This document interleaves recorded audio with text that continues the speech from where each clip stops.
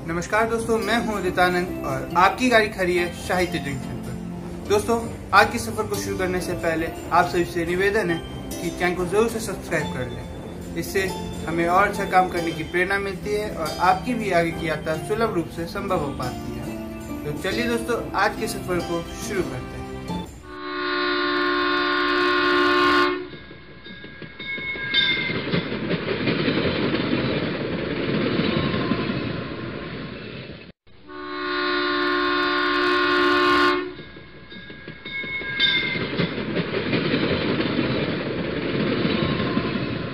दोस्तों, आज मैं रामधारी सिंह दिनकर की अद्भुत रचना रश्मि रथी के दूसरे सर्ग का पहला हिस्सा पढ़ने जा रहा हूँ। मैं उसे पढ़ूं उससे पहले देखते हैं दूसरे सर्ग का संपूर्ण सार। कर्ण शास्त्रार्थ सीखने के लिए उस समय के महाप्रतापी वीर परशुराम की सेवा में पहुंचा।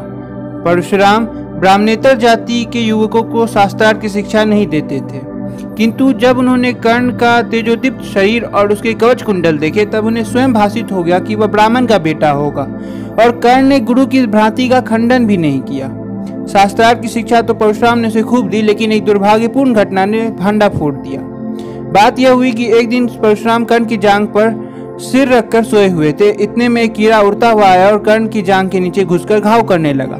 कर्ण इस भाव से निश्चल बैठा रहा कि हिलने डुलने से गुरु की नींद उचट जाएगी, किंतु कीड़े ने उसकी जांघ में ऐसा गहरा घाव कर दिया कि उससे गर्म लहू बहने लगा। पीठ में लहू का स्पर्श पाते ही परशुराम जग पड़े और सारी स्थिति समझते ही वे विस्मित हो गए।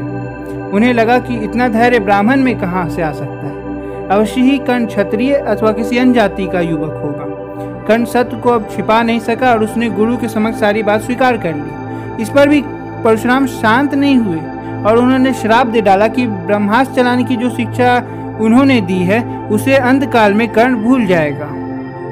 शीतल विरल एक कानन शोभित आदित्यका के ऊपर, कहीं उच्च प्रसत्रवन चमकते झरते नहीं शुभ्र निर्झर। जहाँ भूमि समतल सुंदर है नहीं दिखते हैं पाहन, हरियाली के बीच खड़ा है विस्तृत एक उटज पावन। आसपास कुछ कटे हुए पीले धनखेत सुहाते हैं, शशक मूस गिलहरी कबूतर घूम घूम कन खाते हैं। कुछ तंद्रिल अलसित बैठे हैं, कुछ करते शिशु का लेहन, कुछ खाते साकल्य दिखते बड़े तुष्ट सारे गोधन। हवन अग्नि बूझ चुकी गंध से वायु अभी परमाती है, भीनी भीनी महक प्राण में मादकता पहुँचाती है। धूप धूम चर्चित लगते हैं तड़ु के श्याम छदन, कैसे छपक रहे हो शिशु के अलसित गजरारे लोचन जैसे। बैठे हुए सुखद आतप में मृग रोमंथन करते हैं, वन के जीव विवर से बाहर हो विशब्द विचरते हैं। सूख रहे चीवर रसाल की नन्ही झुकी टहनियों पर, नीचे बिखरे हुए पड़े हैं इंगुद से चिकने पत्थर। अजीन दर्भ पालाश कमंडलू एक और तप के साधन, एक और है टंगे धनुष तुनीड़ तीर बरछे भीषण। चमक रहा त्रिनकुटी द्वार पर एक परशु आभाशाली, लौह दंड पर जड़ित पड़ा हो मानो अर्ध अंशुमाली। श्रद्धा बढ़ती अजिन दर्भ पर परशु देख मन डरता है, युद्ध शिविर या तपोभूमि यह समझ नहीं कुछ पड़ता है। हवन कुंड जिसका ये उसके ही क्या है ये धनुष कुठार, जिस मुनि की यह श्रुवा उसकी कैसे हो सकती तलवार। आई है वीरता तपोवन में क्या पुण्य कमाने को, या संन्यास साधना में है दैहिक शक्ति जगाने को। मन ने तन का सिद्ध यंत्र अथवा शास्त्रों में पाया है, या कि वीर कोई योगी से युक्ति सीखने आया है। परशु और तप ये दोनों वीरों के ही होते श्रृंगार, क्लीव ना तो तप ही करता है ना तो उठा सकता तलवार। तप से मनुष्य दिव्य बनता है, षड विकार से लड़ता है, तन की समर भूमि में लेकिन काम खड़ग ही करता है। किंतु कौन नर तपोनिष्ठ है यहाँ धनुष धरने वाला, एक साथ यज्ञाग्नि और असी की पूजा करने वाला। कहता है इतिहास जगत में हुआ एक ही नर ऐसा, रण में कुटिल काल समक्रोधी तप में महासूर्य जैसा। मुख में वेद पीठ पर तर्कस, कर में कठिन कुटार विमल, साप और सर दोनों ही थे जिस महान ऋषि के संबल। यह कुटीर है उसी महामुनि परशुराम बलशाली का, भृगु के परम पुनीत वंशधार वर्ती वीर प्रणपाली का। हाँ हाँ वही कर्ण की जांघों पर अपना मस्तक धरकर सोए हैं तरुवर के नीचे आश्रम से किंचित हटकर। पत्तों से छन छन कर मीठी धूप माघ की आती है, पड़ती मुनि की थकी देह पर और थकान मिटाती है। कर्ण मुग्ध हो भक्ति भाव में मग्न सा हुआ जाता है, कभी जटा पर हाथ फेरता पीठ कभी सहलाता है। चढ़े नहीं चीटियां बदन पर, पड़े नहीं तृणपात कहीं, कर्ण सजग है उचट जाए गुरुवर की कच्ची नींद नहीं। वृद्ध देह तप से कृश काया, उस पर आयुध संचालन, हाय पराश्रम भार देव पर असमय मेरे कारण। किंतु वृद्ध होने पर भी अंगों में है क्षमता कितनी, और रात दिन मुझ पर दिखलाते रहते ममता कितनी। कहते हैं ओ वत्स पुष्टि कर भोगना तू यदि खाएगा, मेरे शिक्षण की कठोरता को कैसे सह पाएगा। अनुगामी यदि बना कहीं तू, खान पान में भी मेरा सूख जाएगा लहू बचेगा हड्डी भर ढांचा तेरा। जरा सोच कितनी कठोरता से मैं तुझे चलाता हूँ, और नहीं तो एक पाव दिन भर में रक्त जलाता हूँ। इसकी पूर्ति कहाँ से होगी बना अगर तू सन्यासी, इस प्रकार तो चबा जाएगी तुझे भूख सत्यानाशी। पत्थर सी हो मांस पेशिया लोहे से भुजदंड है, नस नस में हो लहर राग की तभी जवानी पाती जय। विप्र हुआ तो क्या रखेगा रोग अभी से खाने पर, कर लेना घनघोर तपस्या वह चतुर्थ के आने पर। ब्राह्मण का है धर्म त्याग पर क्या बालक भी त्यागी हो, जन्म साथ सुलोच वृत्ति के ही क्या वे अनुरागी हो। क्या विचित्र रचना समाज की, गिरा ज्ञान ब्राह्मण घर में, मोती बरसा वैश्य वेश में, पड़ा खड़ग क्षत्रिय कर में। खड़ग बड़ा उद्धत होता है, उद्धत होते हैं राजे, इसलिए तो सदा बजाते रहते वे रण के बाजे। और करे ज्ञानी ब्राह्मण क्या, असी विहीन मन डरता है, राजा देता मान भूप का वह भी आदर करता है। सुनता कौन यहाँ ब्राह्मण की, करते सब अपने मन की। डुबो रहा शोणित में भूप को, भूपों की लिप्सा रण की, और रण भी किस लिए नहीं जग में दुख दैन्य भगाने को। पर शोषक पद भ्रांत मनुज को नहीं धन पर लाने को।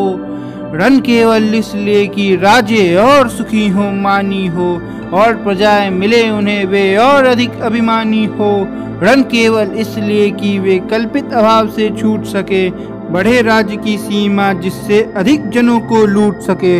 रण केवल इसलिए कि सत्ता बढ़े नहीं पत्ता डोले, भूपों के विपरीत ना कोई कहीं कभी कुछ भी बोले।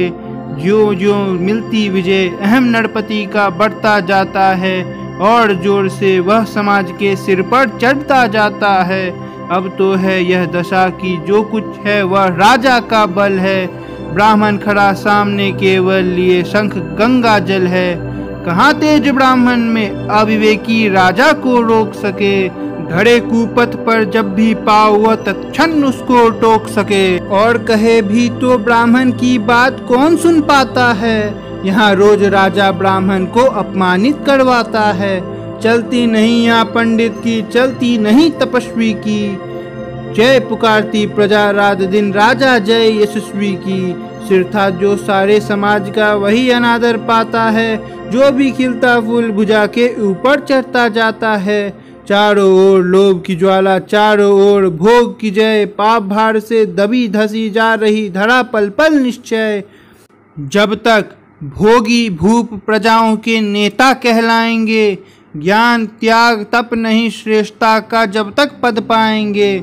असन वसन से हीन दीनता में जीवन धरने वाले, सहकर भी अपमान मनुष्यता की चिंता करने वाले।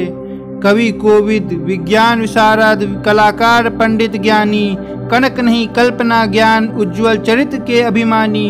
इन विभूतियों को जब तक संसार नहीं पहचानेगा, राजाओं से अधिक पूज्य जब तक ना इन्हें वह मानेगा, तब तक परी आग में धरती इसी तरह अकुलाएगी।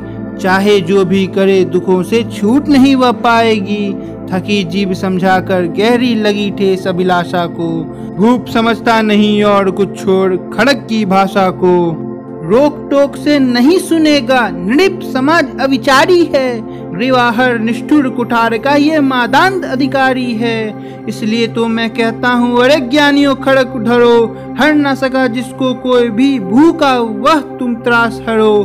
नित्य कहा करते हैं गुरुवर, खड़ग महाभयकारी है। इसे उठाने का जग में हर एक नहीं अधिकारी है।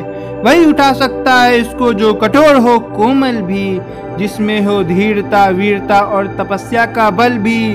वीर वही है जो कि शत्रु पर जब भी खड़ग उठाता है, मानवता के महागुणों की सत्ता भूल न जाता है। सीमित जो रख सके खड़ग को पास उसी को आने दो। विप्र जाति के सिवा किसी को मत तलवार उठाने दो। जब जब मैं सरचाप उठाकर कर तब कुछ दिखलाता हूँ, सुनकर आशीर्वाद देव का धन्य धन्य हो जाता हूँ। जियो जियो एवत्स, तीर तुमने कैसा यह मारा है। दहक उठा वन उधर इधर फूटी निर्झर की धारा है। मैं शंकित था, ब्रह्मवीरता मेरे साथ मरेगी क्या। परशुराम की याद विप्र की जाति ना जुगा धरेगी क्या। पाकर तुम्हें किंतु इस वन में मेरा हृदय हुआ शीतल। तुम अवश्य ढोगे उसको, मुझ में है जो तेज अनल। जियो जियो ब्राह्मण कुमार, तुम अक्षय कीर्ति कमाओगे। एक बार तुम भी धरती को निक्षत्रिय कर जाओगे। निश्चय तुम ब्राह्मण कुमार हो, कवच और कुंडल धारी। तब कर सकते और पिता माता किसके इतना भारी। किंतु हाय ब्राह्मण कुमार सुन प्राण कांपने लगते हैं। मन उठता धिक्कार, हृदय में भाव ग्लानि के जगते हैं। गुरु का प्रेम किसी को भी क्या ऐसे कभी खला होगा। और शिष्य ने कभी किसी गुरु को इस तरह छला होगा। दोस्तों, दूसरे सर्ग का दूसरा हिस्सा हम आगे के सफर में लेंगे। दोस्तों, आपको अगर आज का सफर अच्छा लगा हो तो वीडियो को लाइक करें, अपनी राय कमेंट करें, अपने दोस्तों के ज्यादा हिस्सा बनाने के लिए वीडियो को खूब संख्या में शेयर करें। और अगर आपने अभी तक चैनल को सब्सक्राइब नहीं किया तो जरूर से चैनल को सब्सक्राइब करें। और आप अपनी रचनाएं भी हमें भेजें नीचे फ्लैश हो रहे नंबर पर। दोस्तों, आज के लिए बस इतना ही। मिलते हैं फिर अगले सफर पर, तब तक के लिए जय